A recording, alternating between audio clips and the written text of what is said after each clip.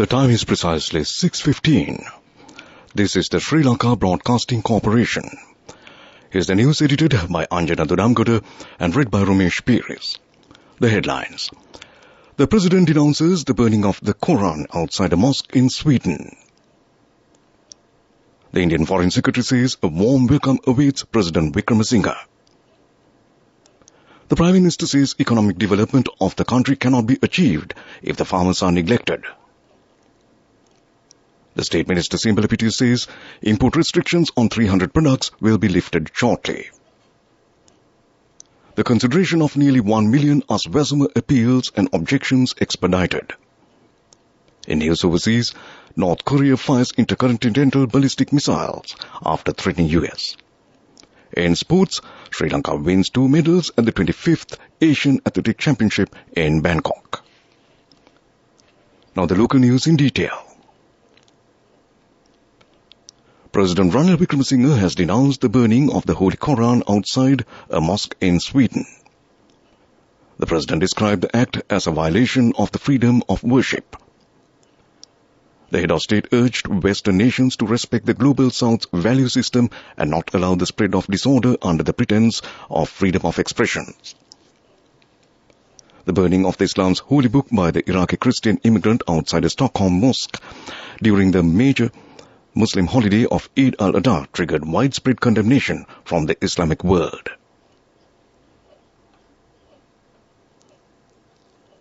Visiting Foreign Secretary of India Vinay Quatra says a very warm welcome awaits Sri Lankan President Ranil Wickremesinghe during his upcoming visit to India.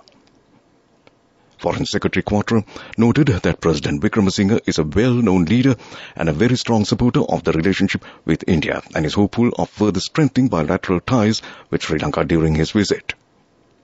Foreign Secretary Quatra, who is currently in Sri Lanka to work out arrangements pertaining to President Wickremesinghe's visit to New Delhi, scheduled for the 21st of July, called on the President on Tuesday at the Ministry of Defence to discuss the key areas of bilateral partnership that could progress before and during the visit. Prime Minister Dinesh Gunawardena said that economic development of the country cannot be achieved if the farmers are ignored. He made this comment while inaugurating the distribution of local seed program today with the objective of involving farmers in exports at Mipe, Mavatagama. Premier Gunawardena further said that 1 year has elapsed since the time the country was in turmoil. There had been a period of anarchy. It had transformed into a country without law and order. During this period of 12 months, it was possible for us to work with a genuine feeling to reconstruct the country's setting aside political interests. He added that the main objective of the above matter was to increase national production and the law and order of the country was bequeathed to the country. This news broadcast comes to you from the Sri Lanka Broadcasting Corporation.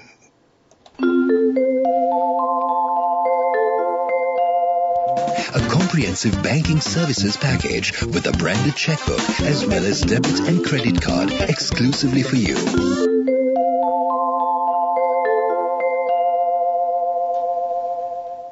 Continuing with more local news.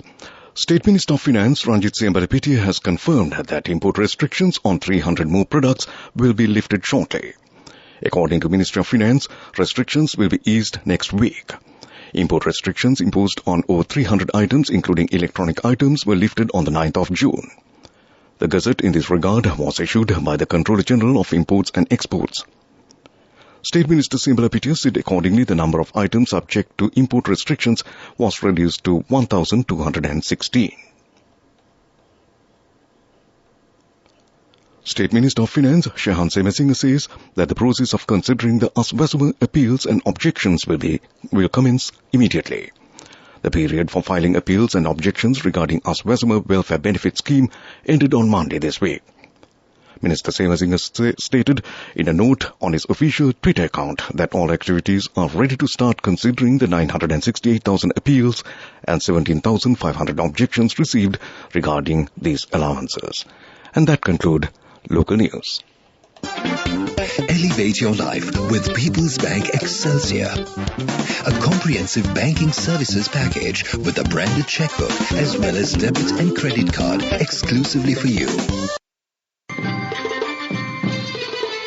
The main news story is brought to you by Siddhalepa Vedamahatmya. And moving on to the main news story, the National Transport Commission says that measures have been taken to expand the raids conducted to identify the buses operating without passenger transport permits. Director General of the NTC, Nilan Miranda, stated that 4 passenger buses plying from Colombo to Batticaloa without route permits were taken into custody yesterday. He mentioned that 4 teams have been deployed to carry out the relevant raids.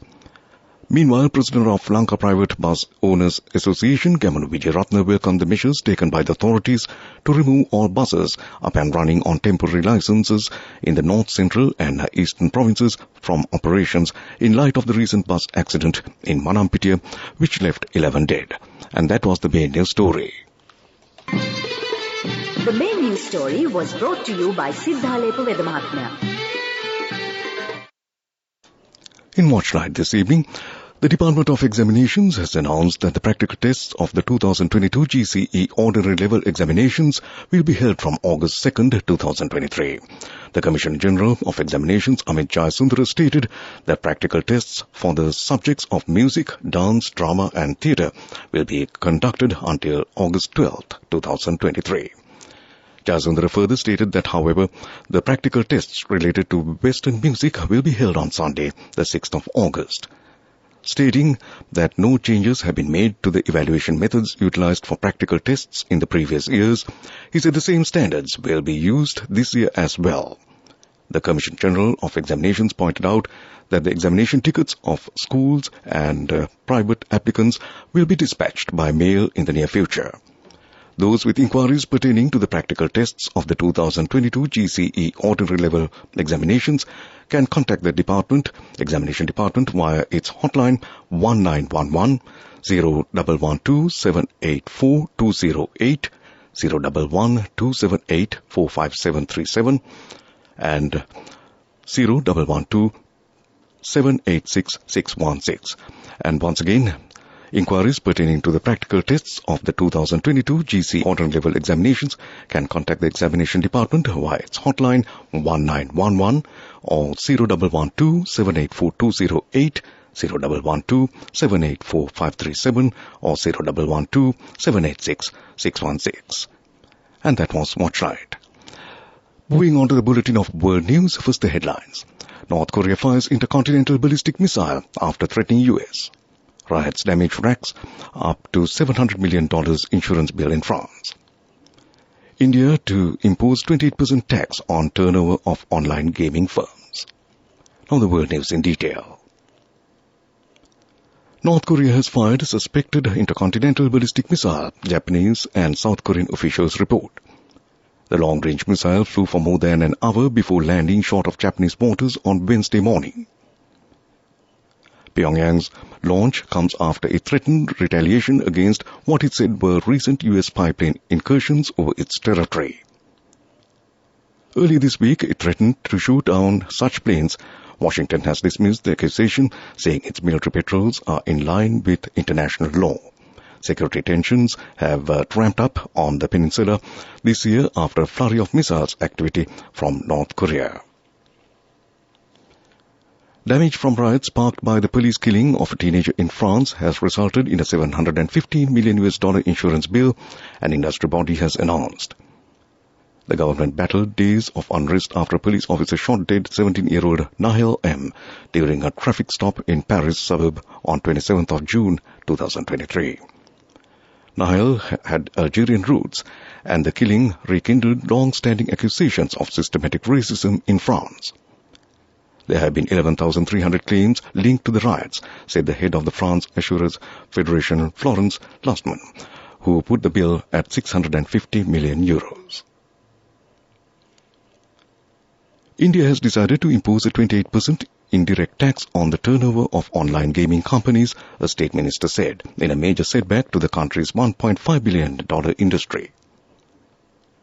Foreign investors have backed several Indian gaming startups hugely popular for fantasy cricket. The GST Council, comprised of state finance ministers and chaired by the federal finance minister, had earlier formed a panel to look into taxing casinos, horse racing and online gaming. Once again, the headlines of the Main news bulletins of the world news. North Korea fires intercontinental ballistic missiles after threatening U.S. Riots damage racks up to $700 million insurance bill in France. And India to impose 28% tax on turnover of online gaming firms.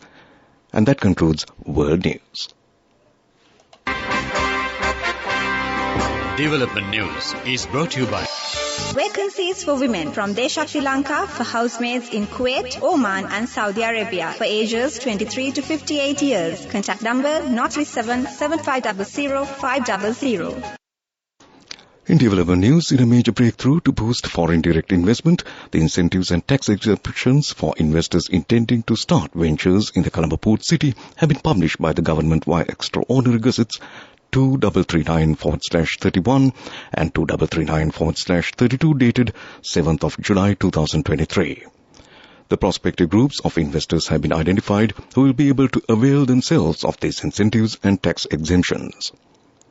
Businesses that invest $100 million per plot of land or a prorated investment in a subdivided plot of land according to the Colombo Port City regulations, or one that will make an investment of a minimum of $25 million in the plots of land for the marina will be entitled to exemptions or incentives according to several schemes set out in the Gazette. And that was Development News. Vacancies for women from Desha Sri Lanka for housekeepers, home cooks, caretakers and home nurses in Kuwait, Oman, Saudi Arabia and Singapore for ages 23 to 57 years. Salaries starting from 156,000 rupees. Interviews with foreign agents are now on. Come whether you have a passport or not. Branches Colombo, Kurunagala, Anuradhapura and Matara. Contact number 037 7500 500. Moving on to sports news, Sri Lanka's Gandhika Abhiratne and Nadisha Lekamge have bagged 2 bronze medals at the 25th Asian Athletic Championship in Bangkok, Thailand. Accordingly, Abhiratne won the bronze medal in the women's 1,500-meter event with a time of 4 minutes and 39 seconds, while Lekamge won the bronze medal in the women's javelin throw, setting a new record for Sri Lanka with a distance of 60.93 meters. The 13-member Sri Lankan athletic team, led by Abhiratne, left for Bangkok on 9th of July to take part in the championship, which is to be held in Supacharsai National Stadium in Bangkok from 12th to the 16th of July 2023. And that was Sports News. Go ekak thiyana youth eකට life එකේ change එකට නියමෙට set වෙන්න ඇස් වහගෙන දැකපු හීන හැබැ කරන්න youth එකට නියමෙට set වෙන friendship එක මෙන්න. The all-new NSB Ithru Mithru account, NSB IM, a plan for your dream. Business News, sponsored by National Savings Bank, the safest place for your money. In business news, a pioneer in the digital banking revolution, Commercial Bank of Ceylon has announced that its omni-channel digital banking platform, Combank Digital, has reached the milestone of 1 million registered users. An integration of all online and mobile banking channels on a single omni-channel platform, Combank Digital is offered via a responsive web application and 3 native mobile applications, iOS, Android and Huawei, enabling access across all devices such as desktop PCs, laptop computers, tabs and smartphones. And that was Business News. Business News, sponsored by National Savings Bank, the safest place for your money. Go ekak thiyana youth එකට life එකේ change එකට නියමෙට set වෙන්න ඇස් වහගෙන දැකපු හීන හැබැ කරන්න youth එකට නියමෙට set වෙන friendship එක මෙන්න. The all-new NSB Ithru Mithru account, NSB IM, a plan for your dream. And now in economic news. In economic news, the Sri Lankan rupee has depreciated against the US dollar at commercial banks in Sri Lanka to date in comparison to yesterday. At People's Bank, the buying rate of the US dollar has increased from 304 rupees and 61 cents to 305 rupees and 58 cents, while the selling rate has also increased from 319 rupees and 59 cents to 320 rupees and 61 cents. According to Commercial Bank, the buying and selling rates of the US dollar have increased from 304 rupees and 61 cents to 305 rupees and 83 cents, and from 317 rupees to 319 rupees respectively. At Sampath Bank, the buying rate of the US dollar has increased from 302 rupees to 305 rupees, while the selling rate has increased from 370 rupees to 320 rupees. And that was the economic news story. Weather report. And finally, moving on to the weather report, several spells of showers will occur in the western, Sabaragamu and northwestern provinces and in the Kandy, Nuwara Eliya, Galle and Mathura districts. Showers or thunder showers may occur at few places in the Uva province and in the Ampara and Batiklo districts during the evening or at night. General public is kindly requested to take adequate precautions to minimize damage caused by temporary localized strong winds and lightning during thunder showers. And that was the weather report. And now to end this news bulletin, a recap of the main news headlines. The President denounces the burning of the Quran outside a mosque in Sweden. The Indian Foreign Secretary warm welcome awaits President Wickremesinghe. The Prime Minister says economic development of the country cannot be achieved if the farmers are neglected. The State Minister Simbala Pitti says import restrictions on 300 products will be lifted shortly. The consideration of nearly 1 million Aswesuma appeals and objections expedited. In news overseas, North Korea fires intercontinental ballistic missile after threatening US. And in sports, Sri Lanka wins 2 medals at the 25th Asian Athletic Championship in Bangkok. And that was the main news bulletin. And the time is moving on to 32 minutes past 6 o'clock. You are tuned to Radio Sri Lanka on 97.4 and 97.6 FM island-wide and on the World Wide Web, www.slbc.lk.